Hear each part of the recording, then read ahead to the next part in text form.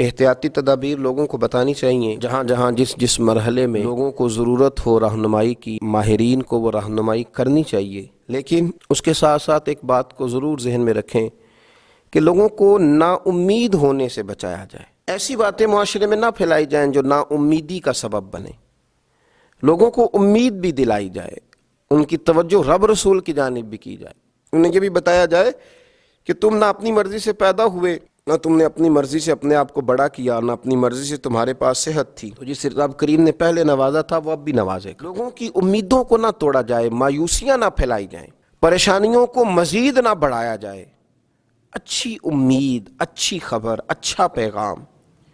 آپ احتیاطی تدابیر ضرور بتلائیں، اور لوگوں سے بھی یہ اپیل ہے کہ وہ خوب احتیاط کا مظاہرہ کریں، لیکن یہ بات یاد رکھیں کہ کہیں مایوسی نہ پھیلائیں، کہیں خوف میں مبتلا نہ کریں، لوگوں کے اعصاب پر سواری نہ کریں، کسی جگہ کا بھی کوئی ایسا ماحول نہ بنائیں کہ جس سے یوں محسوس ہو کہ انسان کرب میں آ گیا، وہ ڈگمگانے لگا ہے، اس کی سوچیں لڑکھلانے لگی ہیں۔ اللہ کے رسول صلی اللہ تعالی علیہ وسلم ہمیشہ امید دلاتے تھے۔ بڑے بڑے گناہگار جب آ کے سوال کرتے تھے کہ یا رسول اللہ صلی اللہ علیہ وسلم حد ہو گئی گناہ کرنے والی، نافرمانی کے آخری درجے تک پہنچ گئے، حکم کیا ہے؟ تو حضور فرماتے تھے تم کلمہ پڑھو تمہارا رب تمہیں معاف کر دے گا، تم کلمہ پڑھو اللہ تم پہ رحم فرمائے گا، اللہ تمہارے لیے آسانیاں کرے گا۔ بڑے بڑے غریب لوگ جب دروازہ رسول پہ آتے تھے تو حضور ان کے لیے ہاتھ اٹھا کے کہتے تھے کہ اللہ تمہیں مالا مال کر دے گا، تمہیں اللہ نواز دے گا، تمہارے لیے آسانیاں کر دے گا۔ اور پھر جب بڑے کمزور لوگ، بڑے بیمار لوگ، بڑے مجبور لوگ، وجود نکاہت سے چور چور ہو گیا، اس طرح کے لوگ جب آتے تھے تو اللہ کے رسول صلی اللہ تعالی علیہ وسلم انہیں بھی امید دلا دیتے تھے، ان کے لیے بھی حضور صلی اللہ علیہ وسلم خیر والا معاملہ فرما دیتے تھے۔ حضرت سعد بن ابی وقاص رضی اللہ تعالیٰ عنہ ارشاد فرمانے لگے کہ میں اتنا بیمار ہو گیا کہ مجھے یوں لگا کہ اب اس بیماری سے اٹھ نہیں پاؤں گا، شاید اس بیماری سے میں انتقال کر جاؤں گا، اب میرے لیے شاید مشکل ہو جائے مزید آگے بڑھنا۔ ہاں فرماتے ہیں میری ایک ہی بیٹی تھی تو میں نے یہ ذہن بنایا کہ میں وصیت کر دوں اپنے مال میں سے،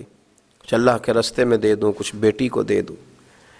میں نے صحابہ کرام علیہم رضوان سے گزارش کی کہ کوئی حضور علیہ السلام کی بارگاہ میں عرض کرے کہ آپ کا غلام تکلیف میں ہے، اگر نظر کرم ہو جائے، اگر رحمت کی نظر ہو جائے، چر ہویا مینوں تر لے لیندیاں، کدی موڑ میرے ول واگاں، خواب میری وچ ایک وار جیاویں میں ساری عمر نہ جاگاں۔ حضور اگر مہربانی فرمائیں تشریف لے آئیں۔ حضرت سعد بن ابی وقاص فرماتے ہیں لاجپال محبوب تشریف لے آئے، کرم نوازی فرمائی،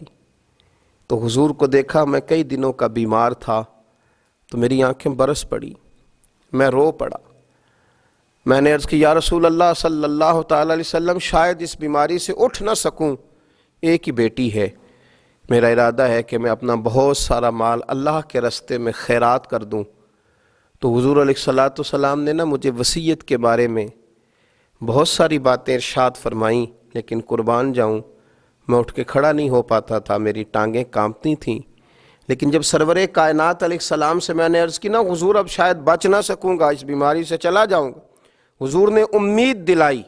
اور نبی پاک صلی اللہ تعالی علیہ وسلم نے فرمایا سعد تمہیں کچھ بھی نہیں ہوگا، ابھی تو تمہاری وجہ سے اللہ اسلام کا نفع کرے گا، کفر کا نقصان کرے گا،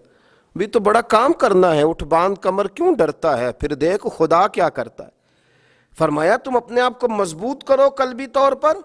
حضرت سعد بن ابی وقاص کہتے ہیں وہ حضور کی باتیں تھیں کہ میرے لیے قوت تھی، وہ ایک طاقت تھی، وہ ایک ایسی توانائی تھی جس نے میرے وجود میں حرارت پیدا کر دی۔ فرماتے ہیں کہ وہ بہت ساری دوائیاں جو کام نہ کر سکیں وہ کریم محبوب کے چند جملے کر گئے۔ حضرت سعد بن ابی وقاص کہتے ہیں حضور تو تشریف لے گئے، میں کئی دنوں سے اٹھ نہیں پا رہا تھا، لیکن تھوڑی دیر کے بعد ہی ظہر کی اذان ہوئی تو میں نے اٹھ کے کھڑے ہو کے نماز ادا کی۔ تو یاد رکھیں کہ مایوسی نہیں پھیلائیں، احتیاطی تدبیر بتائیں، لوگوں کو آگاہی ہونی چاہیے، ماہرین اطباء ڈاکٹرز کے مشورے پر صحیح طور پر پابندی کے ساتھ سختی کے ساتھ عمل ہونا چاہیے، پر توجہ تو اللہ کی جانب رکھنی ہے نا، ہمیں امیدیں تو رب سے وابستہ کرنی ہے نا، اہل ایمان کا شیوا تو یہی ہے۔ اللہ تعالیٰ سمجھنے کی توفیق عطا فرمائے۔